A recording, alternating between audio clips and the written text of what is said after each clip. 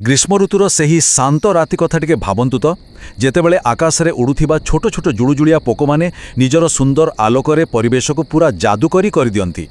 ଆମେ ସମସ୍ତେ କେବେ ନା କେବେ ଏହି ଦୃଶ୍ୟ ଦେଖି ନିଶ୍ଚିତ ଖୁସି ହୋଇଥିବା, ଠିକ୍ ନା?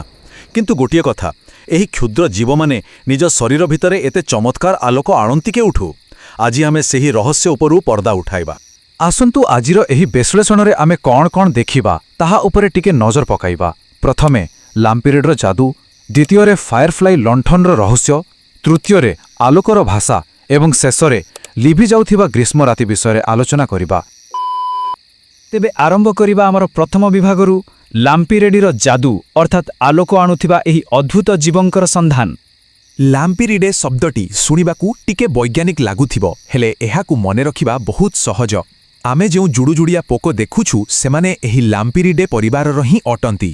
ଆଉ ଆଶ୍ଚର୍ଯ୍ୟର କଥା ହେଉଛି, ପୃଥିବୀରେ ଏମାନଙ୍କର ପ୍ରାୟ 2000ରୁ ଅଧିକ ପ୍ରଜାତି ରହିଛନ୍ତି।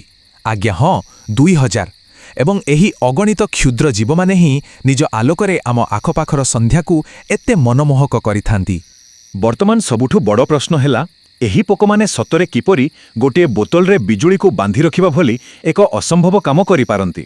ମାନେ ଏତେ ଛୋଟ ଶରୀରରୁ ଆଲୋକ କିପରି ଆସେ? ପ୍ରକୃତରେ ଏହାର ସବୁ ରହସ୍ୟ ଲୁଚି ରହିଛି ସେମାନଙ୍କ ପେଟର ତଳଭାଗରେ ଥିବା ଏକ ସ୍ୱତନ୍ତ୍ର ଅଙ୍ଗରେ। ଏହାକୁ ଆମେ ଲଣ୍ଠନ ବା ଲ୍ୟାଣ୍ଟର୍ନ ବୋଲି କହିପାରିବା। ଆଉ ଏହି ଲଣ୍ଠନ ହିଁ ହେଉଛି ଏହି ସବୁ ଯାଦୁର କେନ୍ଦ୍ରବିନ୍ଦୁ। ଆସନ୍ତୁ ଆମର ଦ୍ୱିତୀୟ ବିଭାଗକୁ ଯିବା ଏବଂ ଜାଣିବା ଏହି ଫାୟାରଫ୍ଲାଇ ଲଣ୍ଠନ ଭିତରେ ଥିବା ଥଣ୍ଡା ଆଲୋକର ପ୍ରକୃତ ରସାୟନ ବିଜ୍ଞାନ ବିଷୟରେ। ଏହି ଲଣ୍ଠନ ଭିତରେ କିଛି ସ୍ୱତନ୍ତ୍ର କୋଷ ଥାଏ, ଯେଉଁଠାରେ ଅସଲ ପ୍ରକ୍ରିୟାଟି ଘଟିଥାଏ। ଜୀବମାନଙ୍କ ଶରୀରରୁ ଆଲୋକ ବାହାରିବାର ଏହି ଯେଉଁ ବୈଜ୍ଞାନିକ ପ୍ରକ୍ରିୟା ଅଛି, ତାକୁ କୁହାଯାଏ ବାୟୋଲ୍ୟୁମିନେସନ୍ସ। ଏକଦମ ସହଜ ଭାଷାରେ କହିଲେ, କୌଣସି ଜୀବନ୍ତ ପ୍ରାଣୀ ଶରୀରରେ ଘଟୁଥିବା ଏକ ରାସାୟନିକ ପ୍ରତିକ୍ରିୟାରୁ ଆଲୋକ ବାହାରିବା। ଯଦିଓ ଗ୍ଲୋୱାର୍ମ ଏବଂ ଗଭୀର ସମୁଦ୍ରର କିଛି ମାଛଙ୍କ ପାଖରେ ମଧ୍ୟ ଏହି କ୍ଷମତା ଅଛି, ତଥାପି ଆମର ଏହି ଜୁଳୁଜୁଳିଆ ପୋକ ହେଉଛନ୍ତି ପୃଥିବୀରେ ଏହାର ସବୁଠାରୁ ଲୋକପ୍ରିୟ ଏବଂ ଚମତ୍କାର ଉଦାହରଣ। ଏହି ପ୍ରକ୍ରିୟାକୁ ବୁଝିବାକୁ ହେଲେ ଆମକୁ ଟିକେ ପଛକୁ ଯିବାକୁ ପଡ଼ିବ। 19ବିଂଶ ଶତାବ୍ଦୀରେ ଫରାସୀ ବୈଜ୍ଞାନିକ ରାଫେଲ ଡୁବୋଏସ୍ ଆଲୋକ ପ୍ରଦାନ କରୁଥିବା ଶାମୁକାମାନଙ୍କ ଉପରେ ଗବେଷଣା କରୁଥିଲେ। ସେତେବେଳେ ସେ ଆବିଷ୍କାର କଲେ ଯେ ଆଲୋକ ସୃଷ୍ଟି ପାଇଁ ଦୁଇଟି ମୁଖ୍ୟ ଜିନିଷ ନିହାତି ଦରକାର। ଲାଟିନ୍ ଭାଷାରେ ଲୁସିଫର ମାନେ ହେଲା ଆଲୋକ ଆଣୁଥିବା ବ୍ୟକ୍ତି। ସେହି ଶବ୍ଦରୁ ସେ ଏହି ଦୁଇଟି ଉପାଦାନର ନାମ ଦେଲେ ଲୁସିଫେରିନ୍ ଏବଂ ଲୁସିଫେରେଜ୍। ଏଠାରେ ଲୁସିଫେରିନ୍ ହେଉଛି ସେହି ମୂଳ ଯୌଗିକ ଯାହା ଆଲୋକ ସୃଷ୍ଟି କରେ, ଏବଂ ଲୁସିଫେରେଜ୍ ହେଉଛି ଗୋଟିଏ ଏନ୍ଜାଇମ୍ ଯାହା ଏହି ପୁରା କାମକୁ ଆଗକୁ ବଢ଼ାଏ। ଏବେ ଲଣ୍ଠନ ଭିତରେ ଘଟୁଥିବା ରାସାୟନିକ ପ୍ରକ୍ରିୟାର ଧାପଗୁଡ଼ିକ ପ୍ରକୃତରେ ରୋମାଞ୍ଚକର। ପ୍ରଥମେ ଅମ୍ଳଜାନ ଜୁଳୁଜୁଳିଆ ପୋକର ଶ୍ୱାସନଳୀ ଦେଇ ଭିତରକୁ ଯାଏ। ତାପରେ ଏହି ଅମ୍ଳଜାନ ଶରୀରର ଶକ୍ତି ବା ଏଟିପି ଏବଂ ଲୁସିଫେରେଜ୍ ସାହାଯ୍ୟରେ ଲୁସିଫେରିନ୍ ସହ ମିଶି ଏକ ପ୍ରତିକ୍ରିୟା ଆରମ୍ଭ କରେ।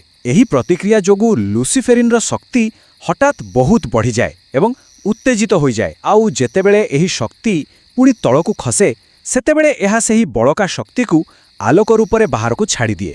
ବାସ୍ ଏମିତି ହିଁ ହୁଏ ସେହି ଚମତ୍କାର ଯାଦୁ। ଥରେ ହାଲୁକା କୋଷଗୁଡ଼ିକରେ ଏହି ଆଲୋକ ସୃଷ୍ଟି ହୋଇସାରିବା ପରେ ସେମାନଙ୍କ ଶରୀରରେ ଥିବା ଏକ ପ୍ରତିଫଳକ କୋଷ ବା ରିଫ୍ଲେକ୍ଟର ସେଲ୍ର ସ୍ତର ଏହି ଆଲୋକ ରଶ୍ମିକୁ ଏକାଠି କରି ସିଧା ବାହାରକୁ ଫୋକସ୍ କରିଦିଏ। ଏହା ପୂରାପୂରି ଗୋଟିଏ ଛୋଟ ଟର୍ଚ୍ଚ ଲାଇଟ୍ ଭଳି କାମ କରେ, ଯାହାଫଳରେ ସେହି ଆଲୋକଟି ଅଧିକ ଉଜ୍ଜ୍ୱଳ ଏବଂ ସ୍ପଷ୍ଟ ଦେଖାଯାଏ। ତେବେ ଆସନ୍ତୁ ଆମର ତୃତୀୟ ବିଭାଗ ଆଡ଼କୁ ବଢ଼ିବା। ଆଲୋକର ଭାଷା ଅର୍ଥାତ୍ ପ୍ରକୃତିର ଏହି ନିଅନ୍ ସାଇନ୍ଗୁଡ଼ିକୁ ଡିକୋଡ୍ କରିବା। ବୁଝିବାକୁ ଚେଷ୍ଟା କରିବା ଯେ ସେମାନେ ଏହି ଆଲୋକ କାହିଁକି ବ୍ୟବହାର କରନ୍ତି। ଏହି ବିଷୟରେ ବିଶେଷଜ୍ଞ ସାରା ଲୁଇସ୍ଙ୍କର ଏକ ସୁନ୍ଦର ମନ୍ତବ୍ୟ ରହିଛି। ସେ କହନ୍ତି ଯେ ଏହି ଆଲୋକ ଗୋଟିଏ ନିଅନ୍ ସାଇନ୍ ବୋର୍ଡ ପରି ଦେଖାଯାଏ, ଯାହା ଚିତ୍କାର କରି କହେ, ମୋତେ ଖାଅ ନାହିଁ, ମୁଁ ବିଷାକ୍ତ ଅଟେ। ପ୍ରକୃତରେ ଯେତେବେଳେ ଏହି ପୋକମାନେ ଛୁଆ ଅବସ୍ଥାରେ ମାଟି ତଳେ ଥାଆନ୍ତି, ସେତେବେଳେ ଏହି ଆଲୋକ ଶିକାରୀମାନଙ୍କ ପାଇଁ ଏକ କଡ଼ା ଚେତାବନୀ ଭଳି କାମ କରେ, ଯାହା ସେମାନଙ୍କୁ ଆତ୍ମରକ୍ଷା କରିବାରେ ସାହାଯ୍ୟ କରିଥାଏ। କିନ୍ତୁ ମଜାଦାର କଥା ହେଲା, ବୟସ ବଢ଼ିବା ସହ ଏହି ଆଲୋକର କାମ ସମ୍ପୂର୍ଣ୍ଣ ବଦଳିଯାଏ। ଛୋଟବେଳେ କିମ୍ବା ସାମୁଦ୍ରିକ ଜୀବଙ୍କ କ୍ଷେତ୍ରରେ ଯେଉଁ ଆଲୋକ ଶିକାରୀଙ୍କୁ ଡରାଇବା ପାଇଁ ବା ଶିକାରକୁ ଆକର୍ଷିତ କରିବା ପାଇଁ ବ୍ୟବହାର ହେଉଥିଲା, ବଡ଼ ହେଲା ପରେ ସେହି ଆଲୋକ ବୟସ୍କ ଜୁଳୁଜୁଳିଆ ପୋକଙ୍କ ପାଇଁ ଏକ ସୁନ୍ଦର ପ୍ରେମ ସମ୍ପର୍କ ସ୍ଥାପନର ମାଧ୍ୟମ ପାଲଟିଯାଏ। ଏହା ଏକଦମ ପ୍ରଜାତି ଆଧାରିତ ଆକର୍ଷଣ ଅଟେ। ସେମାନଙ୍କର ଏହି ପ୍ରେମ ନିବେଦନର ପ୍ରକ୍ରିୟା ସତରେ ବହୁତ ସ୍ୱତନ୍ତ୍ର। ଅଣ୍ଡିରା ପୋକଗୁଡ଼ିକ ଆକାଶରେ ଉଡ଼ିବା ସମୟରେ ନିଜ ନିଜ ପ୍ରଜାତି ଅନୁସାରେ ଏକ ନିର୍ଦ୍ଦିଷ୍ଟ ତାଳରେ ଆଲୋକ ଦିଅନ୍ତି। ଉଦାହରଣ ସ୍ୱରୂପ କିଛି ପ୍ରଜାତି ଗୋଟିଏ ଥର ଆଲୋକ ଦେଇ କିଛି ସମୟ ଅପେକ୍ଷା କରନ୍ତି ଏବଂ ପୁଣି ଥରେ ଝଲକ ଦିଅନ୍ତି, ଆଉ କିଛି ପ୍ରଜାତି ଲଗାତାର 2ଟି ଝଲକ ଦେଇ ଅପେକ୍ଷା କରନ୍ତି। ତଳେ ଘାସ ଭିତରେ ଥିବା ମାଇ ପୋକମାନେ ଏହି ନିର୍ଦ୍ଦିଷ୍ଟ ତାଳକୁ ଦେଖି ସଙ୍ଗେ ସଙ୍ଗେ ଚିହ୍ନି ନିଅନ୍ତି ଯେ ଏହା ତାଙ୍କ ନିଜ ପ୍ରଜାତିର ଅଟେ। ମାନେ ରାତିର ଅନ୍ଧାରରେ ଆଲୋକ ମାଧ୍ୟମରେ କଥାବାର୍ତ୍ତା। ଏହା କେତେ ଅଦ୍ଭୁତ କଥା। ବର୍ତ୍ତମାନ ଆମେ ଆମର ଚତୁର୍ଥ ତଥା ଅନ୍ତିମ ବିଭାଗରେ ପହଞ୍ଚିଛେ, ଲିଭି ଯାଉଥିବା ଗ୍ରୀଷ୍ମ ରାତି। ଏଠାରେ ଆମେ ବାୟୋଲୁମିନେସେନ୍ସ ପ୍ରତି ଆସିଥିବା ଆଧୁନିକ ବିପଦ ବିଷୟରେ ଆଲୋଚନା କରିବା। ଏକଥା ଭାବିଲେ ବହୁତ ଦୁଃଖ ଲାଗେ ଯେ ଆମର ଆଧୁନିକ ଜୀବନଶୈଳୀ ଯୋଗୁଁ ଆଜିକାଲି ରାସ୍ତାଘାଟ ଏବଂ ସହରର କୃତ୍ରିମ ଆଲୋକ ପ୍ରଦୂଷଣ ଏତେ ମାତ୍ରାରେ ବଢ଼ିଗଲାଣି ଯେ ସେମାନଙ୍କର ଏହି ସୂକ୍ଷ୍ମ ମିଳନ ସଂକେତଗୁଡ଼ିକ ତା ଭିତରେ ହଜିଯାଉଛି। କୃତ୍ରିମ ଆଲୋକର ଉଜ୍ଜ୍ୱଳତା କାରଣରୁ ଅଣ୍ଡିରା ଏବଂ ମାଇ ପୋକମାନେ ପରସ୍ପରକୁ ଖୋଜିବାରେ ବହୁତ କଷ୍ଟ ଭୋଗୁଛନ୍ତି। ଏହା ଠିକ୍ ସେମିତି ଯେମିତି ଗୋଟେ କୋଳାହଳପୂର୍ଣ୍ଣ ଜାଗାରେ କାହାରି କଥା କାହାକୁ ଶୁଭେ ନାହିଁ। ଆଲୋକ ପ୍ରଦୂଷଣ ଭିତରେ ସେମାନଙ୍କର ପ୍ରେମବାର୍ତ୍ତା ସତେ ଯେମିତି ଠିକ୍ ଠିକଣାରେ ପହଞ୍ଚି ନ ପାରି ଅଧା ବାଟରେ ହଜିଯାଉଥିବା ଏକ ପ୍ରେମପତ୍ର ପାଲଟି ଯାଇଛି। କେବଳ ଆଲୋକ ପ୍ରଦୂଷଣ ନୁହେଁ, ପରିବେଶ ପ୍ରତି ଥିବା ଅନ୍ୟାନ୍ୟ ବିପଦ ମଧ୍ୟ ଏହି ପ୍ରଜାତିଙ୍କୁ ଶେଷ କରିଦେଉଛି। ଜଙ୍ଗଲ କାଟିଦେବା ଫଳରେ ସେମାନଙ୍କର ବାସସ୍ଥାନ ନଷ୍ଟ ହେଉଛି। ଏଥିସହିତ ବିଲ ଓ ବଗିଚାରେ ମାତ୍ରାଧିକ କୀଟନାଶକର ବ୍ୟବହାର ଯୋଗୁଁ ସାରା ବିଶ୍ୱରେ ଜୁଳୁଜୁଳିଆ ପୋକଙ୍କ ସଂଖ୍ୟା ଦ୍ରୁତଗତିରେ କମିବାରେ ଲାଗିଛି ଏବଂ କିଛି ପ୍ରଜାତି ସମ୍ପୂର୍ଣ୍ଣ ରୂପେ ନିଶ୍ଚିହ୍ନ ହେବାକୁ ବସିଲେଣି। ଗୋଟିଏ ବଡ଼ ସମସ୍ୟା ହେଉଛି ଏହି ପୋକମାନଙ୍କ ମଧ୍ୟରୁ କିଛି ନିର୍ଦ୍ଦିଷ୍ଟ ପ୍ରଜାତି କେବଳ ଗୋଟିଏ ସ୍ୱତନ୍ତ୍ର ପରିବେଶରେ ହିଁ ବଞ୍ଚିପାରନ୍ତି। ଅନ୍ୟ କେଉଁଠି ଯାଇ ବଞ୍ଚିବା ସେମାନଙ୍କ ପାଇଁ ସମ୍ଭବ ନୁହେଁ।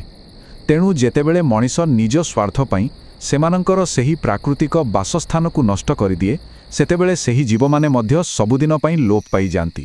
ସାରା ଲୁଇସ୍ ଏଠାରେ ଏକ ବହୁତ ଗଭୀର କଥା କହିଛନ୍ତି। ଯଦି ଜୁଳୁଜୁଳିଆ ପୋକମାନେ ଲୋପ ପାଇଯାଆନ୍ତି, ତେବେ ସେମାନଙ୍କ ସହ ବିଶ୍ୱର ଅନେକ ଆଶ୍ଚର୍ଯ୍ୟ ମଧ୍ୟ ନିଶ୍ଚିହ୍ନ ହୋଇଯିବା। ଏହା ଆମ ସମସ୍ତଙ୍କ ପାଇଁ ଏକ ଚିନ୍ତାର ବିଷୟ। ଏହି କ୍ଷୁଦ୍ର ଜୀବଙ୍କର ଅବଲୁପ୍ତି ଅର୍ଥାତ୍ ଆମ ପ୍ରକୃତିରେ ଏକ ଅପୂର୍ବ ସୌନ୍ଦର୍ଯ୍ୟକୁ ହରାଇବା। ସେଥିପାଇଁ ଏହି ବିପଦଗୁଡ଼ିକ ବିଷୟ ଶିକ୍ଷା ଏବଂ ସଚେତନତା ବୃଦ୍ଧି କରିବା ହିଁ ସେମାନଙ୍କୁ ବଞ୍ଚାଇବାର ଏକମାତ୍ର ଉପାୟ। ଆମର ଏହି ବିଶ୍ଳେଷଣର ମୁଖ୍ୟ ଉଦ୍ଦେଶ୍ୟ ମଧ୍ୟ ତାହା ହିଁ ଅଟେ। ତେବେ ଏହି ଆଲୋଚନା ଶେଷ କରିବା ପୂର୍ବରୁ ଆମେ ଆପଣଙ୍କ ପାଇଁ ଏକ ପ୍ରଶ୍ନ ଛାଡ଼ି ଯାଉଛୁ।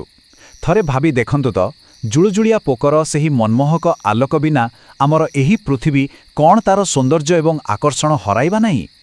ଆଗାମୀ ପିଢ଼ି ଯେପରି ଗ୍ରୀଷ୍ମ ରାତିର ଏହି ଯାଦୁକରୀ ଆଲୋକକୁ ଦେଖିପାରିବେ ଏବଂ ପ୍ରକୃତିର ଏହି ଅଦ୍ଭୁତ ସୃଷ୍ଟିକୁ ଅନୁଭବ କରିପାରିବେ, ତାହା ନିଶ୍ଚିତ କରିବା ବୋଧହୁଏ ଏବେ ଆମ ସମସ୍ତଙ୍କର ଦାୟିତ୍ୱ। ଆମର ଏହି ବିଶ୍ଳେଷଣକୁ ଶେଷ ପର୍ଯ୍ୟନ୍ତ ଶୁଣିଥିବାରୁ ବହୁତ ବହୁତ ଧନ୍ୟବାଦ।